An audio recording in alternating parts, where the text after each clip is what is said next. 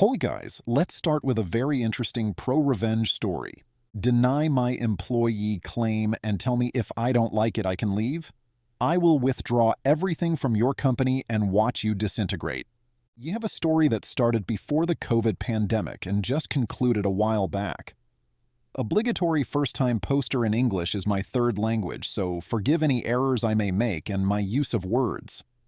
I am a typical simple guy who just likes relaxing and was born with the proverbial silver spoon in my mouth. I am the black sheep of my family and a middle child to boot, double whammy. But I at least have a little brains and some luck, which I kind of use on a day-to-day basis. Due to my parents' connections, I managed to get into lucrative schools in my country, did my military service, and was promoted upward to captain, and later on was shipped off to college out of country. I have never been too close with many people apart from my circle of friends, and I prefer it that way. After my college, I was employed in government. You guessed it, family connections. And after a few years, was able to use my name to get ahead and meet people who helped me set up several businesses in my area, a coastal city, where this story happens. The money I used was generally allowances, small inheritance from my late grandma, some investments, a fund that was started when I was a baby, and money gifted to me by family, basically an attempt not leave me broke enough to embarrass them, even though I'm a simple, low-maintenance fellow. Lol. My businesses are booming since the coastal area we live in attracts a lot of tourists. Local and international, and of course some locals who wish to mingle with the tourists to get green cards, pen pals, spouses, and such. Typical coastal city, I guess. The incident. As a proprietor of my businesses, I have most if not all of my staff on salary, since it's the best way for them to gain benefits, and is easier for me as a business owner. Tax-wise, tipping is more of a gift typically since we do not have a tipping culture. And I have my staff on comprehensive medical insurance, which has additional dental and optical on top of the National Governmental Healthcare Medical Scheme. Our government hospitals provide all services free, but wait times for elective surgeries are exhausting. We also have a mandatory legal requirement to provide employees with retirement benefit savings, minimum of 21 working days leave. I give 30. And my businesses offer paid overtime, unhindered medical leave for surgery and serious conditions which can be extended, as well as allowances to seek treatment such as chemo or dialysis. One of my female employees, an older lady who is brilliant and had moved up the ranks to manager and was adored by all, was booked for a hysterectomy since, as she told me, she was at risk of cervical cancer as her mother had passed from it a few years back, and since she already had 4 kids, it was the most logical step. She did her due diligence and found a private hospital, which was in our system, where she could have the procedure done. On the planned date, she applied for leave days, which we obviously rejected since this fell under the scope of medical leave. She went on to have the procedure successfully and had a quick recovery time. The bill was to be catered for by the company insurance, and we had made sure to get all the necessary pre-authorizations. A few months later, she came to work, looking distraught, and in all honesty, we thought that she had been told that she had gotten cancer since she had asked for a day off to go for review and tests, but what happened was much worse. She had been given a bill by the hospital since the insurance had refused to pay for it, citing that it was not in the scope of cover. We were livid since we had made sure everything was in effing order. I sent my accounts manager to go have a talk with the insurance people as we tried to calm her down. The manager came back super angry and told me that basically after showing them the evidence, the insurance people just told him to buzz off. I decided to personally go visit that office and get a clear understanding of what was happening. They kept me waiting for an hour, and even after that, had the audacity to inform me the director from the head office who was in the area had declined to meet me because he was quote-unquote busy. I was pissed to the high heavens, so I decided to go to their head office in the capital city, a 2-hour flight. The head office was no help and informed me that they had revised their policy and that it was not covered. I asked when the policy was revised. They informed me a month prior. I informed them the surgery was done 5 months prior and we had all the documentations. They claimed that it was 12 months retrospective. I inquired why I was not informed of it since this was big news and I have held policies with them. And they told me that they had informed their large clients and would inform the other clients when their insurances were due for renewal. I demanded to speak to their boss, company vice president, since the CEO was not around, and they boldly told me he had no time for me, and frankly that, in verbatim, "We are a large company and have no time to argue semantics with low-end clients. If you don't like it, you can frankly leave and find a new insurance company." The revenge. If I had been initially pissed, I was full-blown mad.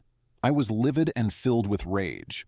In all my years, I may have experienced some disrespect, and I accepted it not to make problems, but this time it went too far. I decided in the heat of the moment to switch everything and be done with them. I flew back home and just plain went to the hospital and settled the bill in full and took the receipt to my employee, who initially insisted that she would do anything to pay me back, but I refused since it was no way her fault, and I'll be damned if she pays for something that was way out of her control. I had a few days to cool down and talked with my directors. The words still etched on my mind. I asked how long it would take us to switch to another insurance. They went ahead and checked out a few large rivals of the insurance we had and discovered that if we switched, it would take 6 months for the new insurance to provide full coverage. The firm we picked, who I'll call New Insurance, offered us a way better deal to the one we had, and not only comprehensive cover, dental and optical, they also included mental health cover, physiotherapy and occupational therapy cover, rehabilitative services, mobility device acquisition, prosthetics and wheelchairs for some of the disabled employees, smart cards for direct payment on outpatient visits, kind of like a debit card, and a dedicated team of relationship managers, death and funeral benefits, and an expanded coverage area, plus up to 6 dependents plus spouse cover. It would cost me a little more, but I didn't really care. The people who dealt with us from our previous insurance, who I'll call Old Insurance, seemed unfazed that I was pulling my company from them since they thought it was just a small business. They looked puzzled when I came in with several people and a few boxes of documents. What they failed to realize was that apart from that one business, which is a restaurant, I have 3 popular bars, a cab company, a hotel resort, cleaning service chain, a building and residential guard service, and several rental buildings in the town and around the country. Their shock was compounded when they were informed by the lawyer just who I am, and the shock, awe, confusion, and panic when they heard my family name was an extremely satisfying sight. Cue the pleading and attempted negotiations and apologies. It was so big that the news reached their head office, who sent not only their director, the one who was apparently too big to see me, but also their chief legal officer, chief financial officer, and president of the company. I somehow also earned a personalized call from their CEO who was abroad. No amount of sweet-talking was changing my mind, and by the end of 6 weeks we had completely removed ourselves from the old insurance. It was now a waiting game to the beginning of the new insurance cover, and we really hoped that no one would become unwell by that time, but we were ready just in case. In that waiting time, and after the new insurance commenced, I talked to my friends and my family on one of my holiday visits. My older brother's kids adore me, and my family kind of realized they were a-holes to me and are trying to re-enter my life and thought that was that. Aftermath, my friends and family took my words and also pulled their businesses from the insurance to other insurances. The company took such a huge hit, and when COVID came around and was a big deal, they were barely floating. They went into receivership soon after and were acquired by the insurance I had moved to, who happened to be their greatest rivals.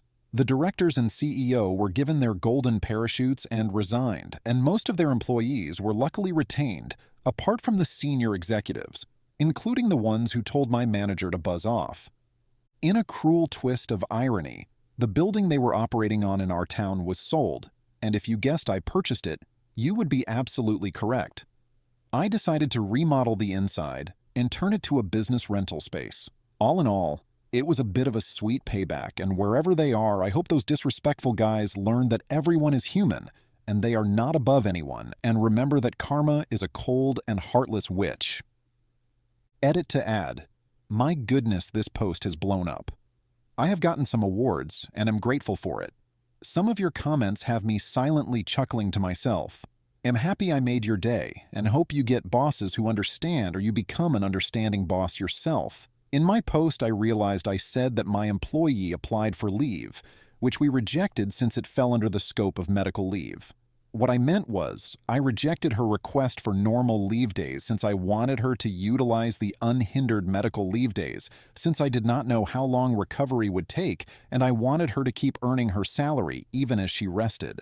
As for my English, I was sent to an English-speaking country for college where my limited English was expanded, and it's my third language with me counting the 2 local languages I know. Thank you again and have a great day, afternoon, morning, or night depending on where you're from. The revenge was truly epic and destructive. He exacted perfect revenge by ruining the insurance company for disrespecting him. OP's withdrawal of all his businesses from them and convincing his friends and family members to do the same sealed the company's fate. The final and humiliating blow came when OP purchased the building in which the insurance company operated and turned it into a rental place. It was a truly satisfying revenge.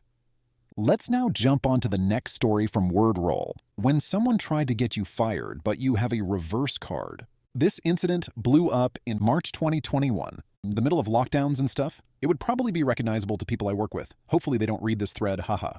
It's a story about someone whose ambition was bigger than their ethics and the law, and it coming back to bite them. It's a bit long, sorry. TLDR at the bottom. At the time, I was working as a manager in a mid-sized business. While I was there, I was assigned a new member to my team. I'll call her Evil. Evil was in her mid-20s and was pretty fresh out of college. She was the kind of person who could talk your ear off about all of her ideas and plans and what she was working on, but never really seemed to have anything to show for it. When I talked to her about clients complaining that she wasn't getting back to them, she would always have an excuse about how difficult they were, how snowed under she was, and how she had written an email but it must have gotten lost in spam. So on and so forth. Basically never her fault.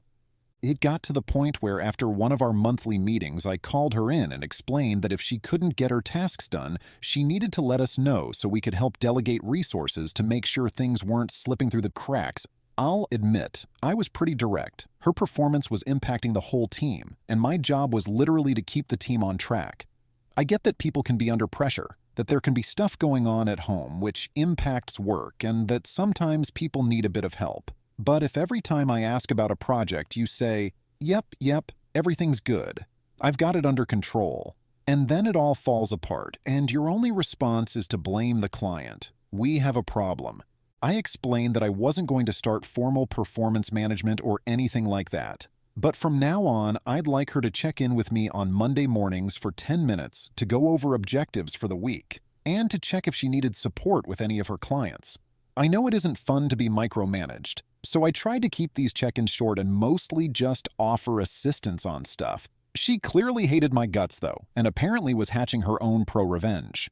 Now, part of my role included use of a purchasing card, which wasn't in my name but I had access to. I was given the card to basically make small purchases for the office or spend up to $500 on clients. The card was kept in an office I shared with another team manager, where we both could access it when we needed it.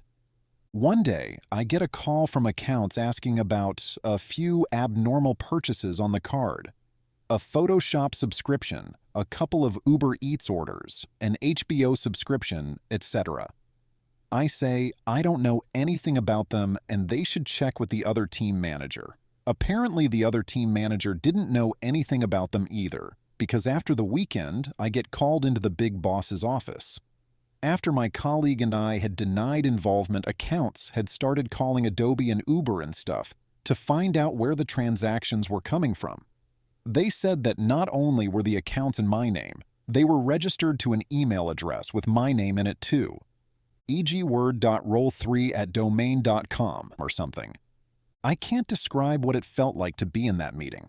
I felt physically sick. I couldn't work out what was happening. I was so shocked I didn't know what to say. I felt like I was about to get fired and I couldn't understand how that was even possible. The director was going on about how access to the card was a privilege and that I had signed an agreement about appropriate use and so on and so forth.